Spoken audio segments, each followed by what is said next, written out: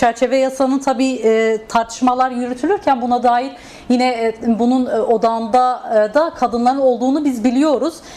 Kuşkusuz ki bu süreç başladığından bu yana barış talep eden kadınların sesini biz daha da gür çıktığını bir kez daha duyduk. Yine meclis komisyonu oluşturulurken dinlenmesi gereken kesimlerin başında yer aldığını sıklıkla ifade ediyordunuz. Siz barışa ihtiyacım var kadın inisiyatifi olarak. Çerçeve yasanın kendisine kadınlar nereden doğru bakıyor ya da varsa eleştirileri ya da eksiklikleri olduğunu düşündüğünüz kısımlar tam da nerede devreye giriyor diye size de soralım. Merhabalar öncelikle. Evet, çerçeve yasa biz kadınları da çok yakından ilgilendiriyor. Biz 1,5 yıldan da önce yani bu barış meselesi hiç gündeme gelmeden önce barışa ihtiyacım var kadın inisiyatifini kurduk ve birlikte barış için mücadele etmek gerekliliği üzerinde durmaya başladık ve barışa ihtiyacım var diyen kadınlar olarak bir araya geldik. Tabii ki uzun süren bir barış mücadelesi veren kadınların tarihinin devamı olarak ortaya çıktık. 1,5 yıldır da çok çeşitli mecralarda, alanlarda, çok çeşitli işte meclis önünde, farklı illerde, kapalı toplantılarda, açık toplantılarda sürekli dile getirdiğimiz, işte sosyal medya paylaşımlarında dile getirdiğimiz şey taleplerimizdi. Yani olmazsa olmaz barış için gerekli olan talepti. Bu taleplerin başında terörle mücadele kanunu kaldırılması ve siyasetin suç olmaktan çıkarılması vardı. Hasta tutsakların serbest bırakılması vardı. Kayyımların kaldırılması vardı. Gene cezasızlık politikalarının son bulması vardı. Ve sınır dışı operasyonların durdurulması vardı.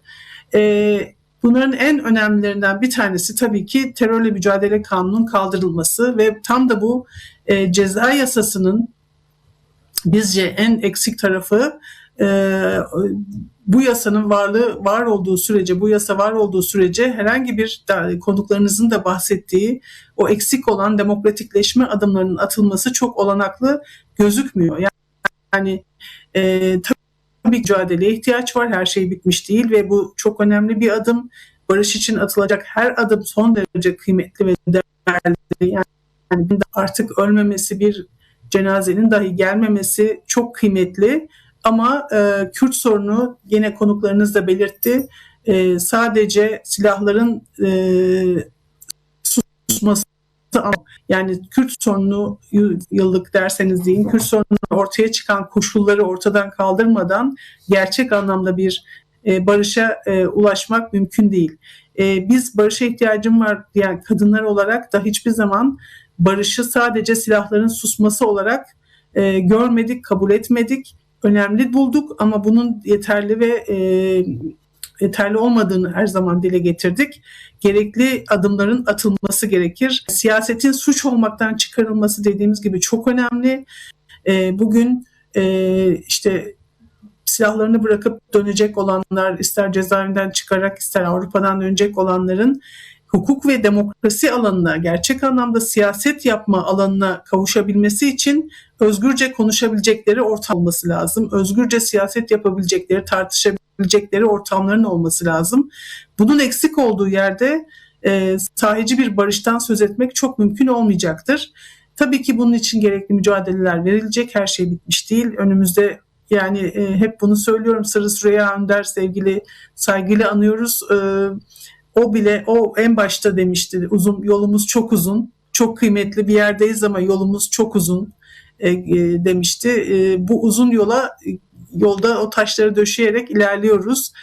Kolay olacak, mücadele çok kınar olarak da uzun bir mücadeleye hazırız, uzun bir mücadelenin içindeyiz. Bunun için yapılacaklar için de peşindeyiz. Bir başka şey de bunu da vurgulayıp tekrar sözü size bırakacağım. Cezasız politikaları çok önemli.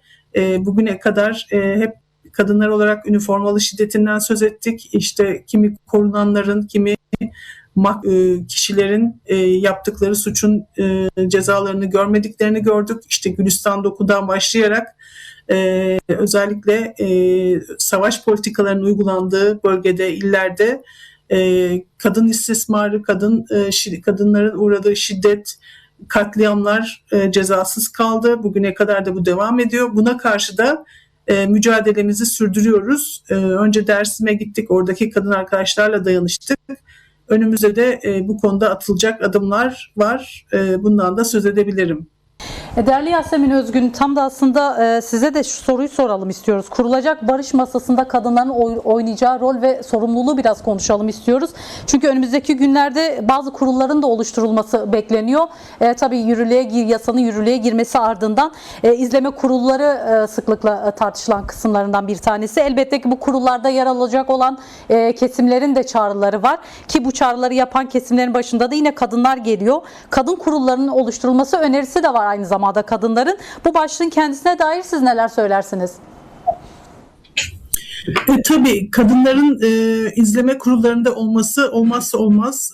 Dediğim gibi kadınlar bu sürece uzun zamandır raporlar hazırlayarak, komisyonda konuşarak, pek çok taleplerde bulunarak barışın toplumsallaşması için toplantılar yaparak zaten bu sürecin içindeler. Bu konuda belki de en hazırlıklı kesim kadınlar ve mücadelelerini sürdürüyorlar. Dolayısıyla da izleme kurullarında yer almaları, kadınların sözünü, kadınların taleplerini, kadınların sesini çıkarmaları ve bunu duyurmaları gerekiyor. Kadınların müdahil olmadığı barış süreçlerinin başarılı olma şansı yok. Kadınların sesine kulak verilmesi gerekiyor. Bunun için de ne gerekiyorsa izleme kurulu, bir sürü farklı kadınlarla bir araya gelmek, farklı ideolojilerden bir araya gelmek, kadın dayanışmasını güçlendirmek ve barışın hem toplumsallaşmasını sağlayan da bir barış politikasının hayata geçirilmesini sağlamak. Deminki konuşmalara bir ekte bulunmak istiyorum. Hem yeni partinin hem bütün iktidarıyla, muhalefetiyle bütün yapıların bir politikası olması lazım. Demokrasi ne kadar kabul görüyorsa barışın da olmazsa olmaz olduğunun ve barış politikasının hayata geçirilmesi için fakatsız gerekenin yapılması gerektiğine dair bir uzlaşmanın olması lazım. Bu sadece işte halk istiyor istemiyor noktasında tartışılacak bir mesele değil. Bugüne kadar siz halka gerçekleri, halka olan biteni anlatmadığınız sürece halk ne istediğini tabii ki tam olarak anlayamaz, bilemez. Tabii ki bu konuda halka güvenmek gerekir, o ayrı mesele, ama bugüne kadar nasıl bir çaba harcadınız da halka gittiğinizde karşılığını bekliyorsunuz? Dolayısıyla bu biraz topu taca atmak oluyor. Aynı şekilde kadınların da sürece müdahil olduğu, sesini duyurduğu, taleplerini duyurduğu, demin saydığım taleplerini duyurduğu. Ya bakın, bugün hala özel savaş politikaları devam ediyor ve bundan en çok etkilenen kadınlar. Üniversitede, taşra üniversitelerinde, yani pek çok üniversitelerde taciz, istismar, tırnak içinde ileri gelenler dediğimiz kesimlerin kadın bedeni üzerinden bir hükümranlık, kendi iktidarlarını yürüttüğü bir düzende yaşıyoruz. Bir çeteleşmelerden bahsediyoruz. Bunların açığa çıkarılması gerekir. Bunların cezalandırılması, suçluların bulunması gerekir. Bu konuda adımlar atılıyor ama yetersiz. Hala mesela Gülistan Doku olayında hala Dersim'de üniversitede bu konuda pek çok iddialar ortaya atıldı üniversitedeki çalışanlar hakkında. Bu konuda hala hiçbir adım atılmadığını görüyoruz.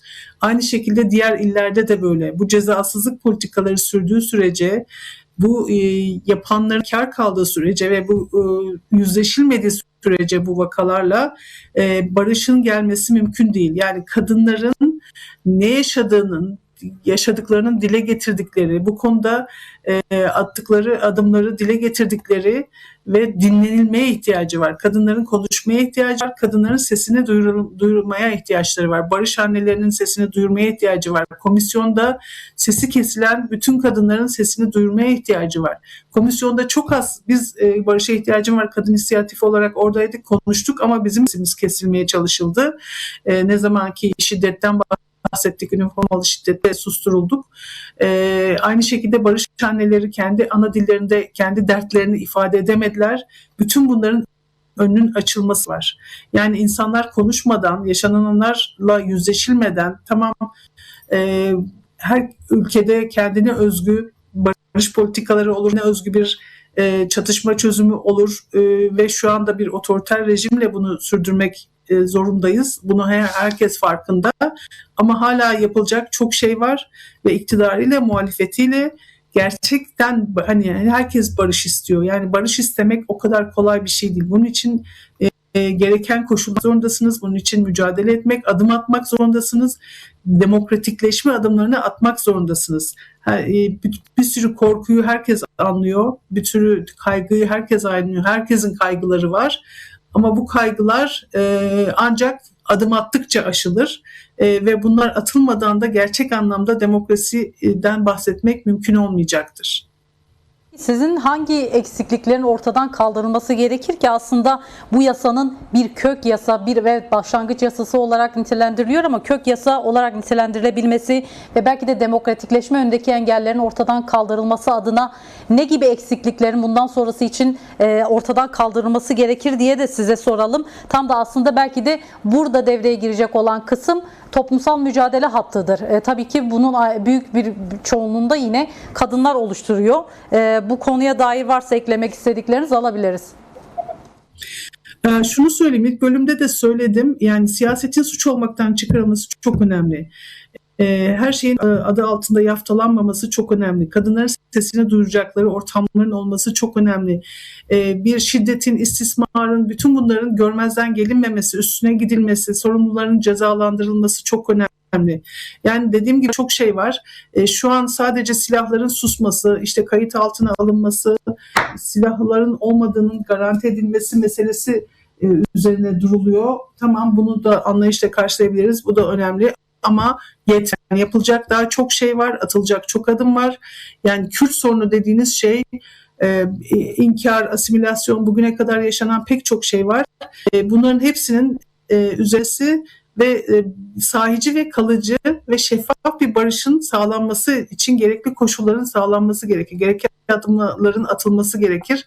Yani bunlar çok zor şeyler de değil gerçekten de. Hani gerçek anlamda diyorum ya, toplumsal olarak oturup tartışabilsek, konuşabilsek, halka yani kim ister çocuğunu askere gönderdiğinde kaygı içinmeyi, kim ister her an çatışmanın, ölümün olduğu, kol gezdiği bir ortamda yaşamayı. Yani asker demek, militarizm demek, şiddet demek, erkek şiddetinin artması, meşru olması, görmezden gelinmesi demek. Hiçbir kadın istemez bunu, hangi ideolojiden olursa olsun. Ama bunların konuşulması gerekiyor. Yani 2013 sürecinde daha çok konuşabiliyorduk, daha çok tartışabiliyorduk. Muhataplar en azından tartışabiliyordu. Gerekirse Abdullah Öcalan'la da görüşülmesi gerekiyor. Yani hem muhatap belirliyorsunuz, konuşmayı yasaklıyorsunuz. Bu kabul edilebilir bir şey değil.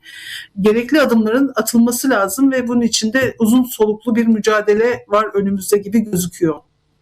Sizin peki var mı barışa ihtiyacınız var? Kadın inisiyatifi olarak önümüzdeki günlerde bir yol haritanız ya da eylemsellikleriniz de olabilir tabii bu anlamıyla ki peyderpey bu sürecin kendisine dair de hem açıklamalarınız hem eylemleriniz de oluyor. Olmaya da devam edecek mi diye soralım son olarak. Evet, devam edecek. Daha önce dediğimiz gibi Dersim'de kadınlarla buluştuk. Onları dinledik. Onlarla dayanışma içine girdik ve onlarla olan temasımız da sürüyor. Ama bir yandan da İstanbul'un yakın arkadaşı Rojlat Kızmaz Batman'da yaşıyordu. Onun da ölüm sonuçlanan bir maalesef durumu var ve dolayısıyla da bütün bu şüpheli ölümleri, bütün bu özel savaş politikalarının yarattığı iklimi ve bu iklimin ortadan kaldırılması için neler yapılması gerektiğini konuştuk. Gene Batman'a ve Ahmet'e gideceğiz yakın bir zamanda, 29'sunda. Bu gidiş içinde çağırdık. Bütün kadın örgütlerine, kadınları bekliyoruz. Orada istiyoruz. Orada kadınların neler yaşadığını, savaş politikalarının onları nasıl etkilediğini, nasıl bunların dönüştürülebileceğini birlikte konuşmak istiyoruz. Gene bu çerçeve yasayla birlikte ortaya durumu da birlikte konuşmak, kadınların dediğim gibi izleme komitelerinde yer alması, bunun için de gerekli çabalar harcayıp diğer kadın örgütleriyle, kadınlarla buluşmanın koşullarını yaratmaya çalışıyoruz. Sesimizi duyurabileceğimiz, bir araya gelebileceğimiz her ortamı değerlendirip kadınlarla bir araya gelip daha fazla bu konuda konuşmak ve almak istiyoruz. Değerli Yasemin Özgün, katkılarınızdan dolayı, yorumlarınız için çok teşekkür ediyoruz. Ben teşekkür ederim. İyi yayınlar, sevgiler, kolay gelsin.